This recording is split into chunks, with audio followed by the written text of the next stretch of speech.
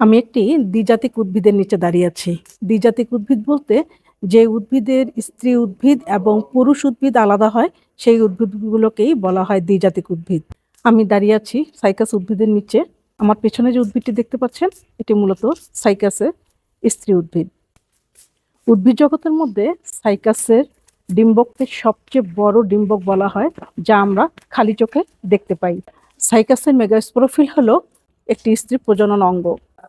এটি দেখতে পাতার মতো বা সাপের ফনার মতো হয়ে থাকে এবং এর উচ্চতা মোটামুটি 10 থেকে 15 সেন্টিমিটার পর্যন্ত।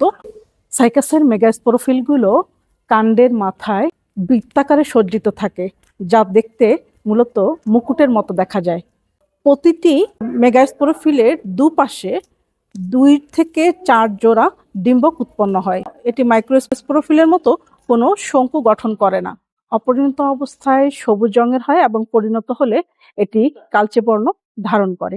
সাইকাসের ডিম্বক পরবর্তীতে ডিম্বাণু তৈরি করে। একটি মাত্র পুরো আবরণে আবৃত থাকে, যা পরিণত অবস্থায় শক্ত ও পাথুরে স্তরে পরিণত হয়।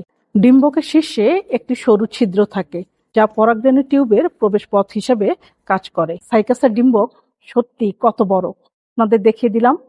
সাইকাসের মেগাস্পোরোফিল এবং মেগাস্পোরাঞ্জিয়াম।